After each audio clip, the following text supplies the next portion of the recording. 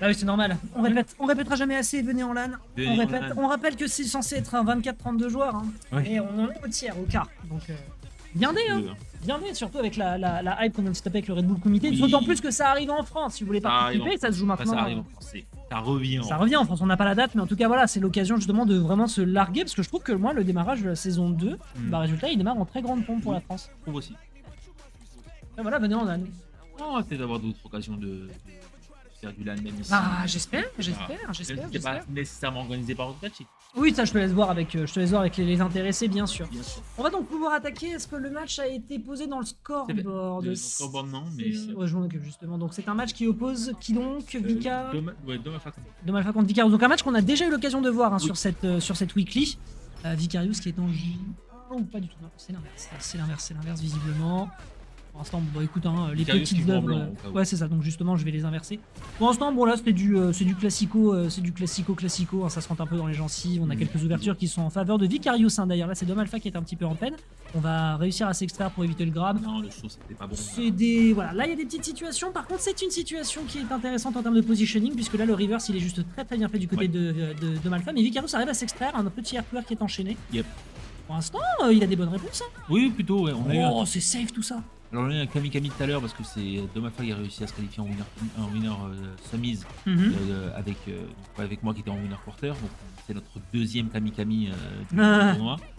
Les aspirations des joueurs d'à côté qui commencent à se sentir. Mais là, ça reste quand même pas mal à voir.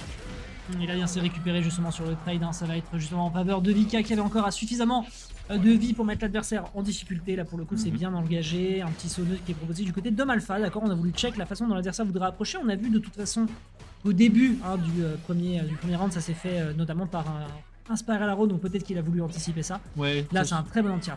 Ça joue beaucoup sur les réactions. Hein. Ça se regarde et ça réagit directement. Oui, puis les ditos c'est ingrat. Oui, bien sûr, toujours.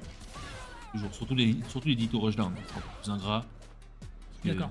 C'est très rapide et les rondes vont vite. Et si on n'a pas analysé l'adversaire pour avoir son gameplay, on est dans le mal. Ouais, pas pu punir sur le whip de choc.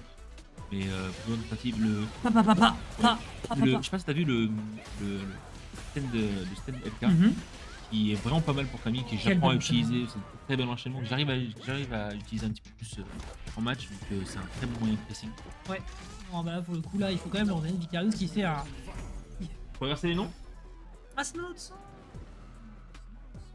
Camille joue. On a donné de la force, on a donné. C'est inversé. C'était les Z-score. Oui, j'ai fait les Z-score. Et voilà. Donc, du coup, c'est bien Domalfa qui prend le premier point. Exactement. Ok, bah, autant pour moi. Je me disais aussi que. C'était pas impossible, mais bon, bah, pour le coup, là, le rêve n'est pas possible pour l'instant du côté des Phoenix. Il va falloir renaître de ses cendres, mais je pensais. Donc pour l'instant, voilà. Donc là, c'est une petite prise là qui est faite justement avec cet ex de la part de Vicarious qui essaie un petit peu de rentrer dedans, mais là, Domalfa qui le bloque le plus possible. Petit check qu'on fait. Derrière, l'enchaînement est très propre. On va mettre l'adversaire en situation d'air. Derrière, on va pouvoir partir sur l'invincibilité de la super 1 pour réussir un petit peu à s'extraire de l'agression, mais là, au vu de la barre de vie, c'est déjà marron. Hein. Un super qui s'est balancé dans le dash de Dom. On est à ça. Ouais, voilà. On n'a pas longtemps là-dessus et ça tue direct. Il light check et c'est fini. Coup de tête balayette. Ça punit très vite. Hein. Très vite dans ce match-up. Ok, un petit knuckle pour la beauté du geste, juste pour gap close, d'accord. Non, c'est pour s'approcher. Surtout dans le garde, quand tu fais le spin knuckle medium, t'es à plus 4, donc ça te permet de t'approcher et pour aller chercher un grab. Et d'être le neutral à ton avantage. On se retrouve en situation de corner, ça peut être très compliqué, hein, peu importe que vous savez déjà que vous connaissiez votre personnage ou pas, Camille, ça sera toujours chiant. Malheureusement, le saut là qui arrive pas à punir le strike hein, qui partait par le haut et malheureusement derrière ça va encore à l'avantage. Là par contre on a un avantage positionnel, mais là pour récupérer l'entièreté de ses barres ça va être un petit peu délicat. Ce qui fait qu'on aboutit donc déjà à un 2-0 en faveur de Domalfa. L'exercice va être assez complexe hein, quand on fait compter Phoenix. Ouais, ça va pas être évident en tout cas, mais là-dessus, ça presse bien. Je fais Domalfa avec le Cannon Spike, le dive, qui n'était pas en EX. Et par contre, on voit les ressources qui sont assez dilapidées très rapidement du côté de Domalfa. Mais là, ils sont quasiment égalité en ressources. Il lui fait peur par tous les moyens possibles. Et là, on trouve les bonnes réponses directement en airflower quand on voit que les réflexes hein, du côté de Domalfa, visiblement, d'être quand même un peu plus aiguisés. Hein, du côté d'Icarus, on n'a pas forcément les bonnes lectures sur les situations. Je pense que ça lui permet justement d'avoir un petit. Petit courant d'air, un peu de respiration possible. L'entière qui est bien fait. Là, par contre, on se prend le wall splat. Ça, c'est bien joué. Il y a l'occasion justement de pouvoir briller du côté de Alpha pour prendre déjà ce premier round. Parce que là, Vicarious sera un peu plus saisissable. Et là, derrière, ça part sur le chimie, forcément. Hein, derrière, ça prendra le KO. C'est un 3-0. Pas encore. Il reste à 20. J'ai vendu la peau de l'ours avant d'avoir bouffé. Non. Ne mangez pas l'ours. C'est plein de parasites. C'est dégueulasse.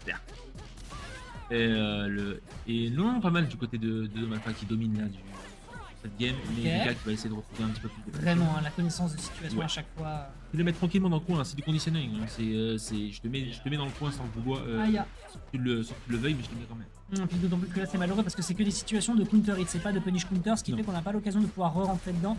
On a fait que quelques petits décamons sur les counter hits qui permettent de pas convertir derrière. On balance une super 3 pour la beauté du geste et donc ce sera le 3-0. Récupéré qui est fait ici par Dom Alpha pour le moment, qui arrive donc à se qualifier en direction de la winners finale où il va affronter. Et bien, où il va affronter Iga justement qui a gagné 3-0 contre Pass à l'instant justement. C'était du bon boulot. Très bon boulot. Oula, c'est jouable.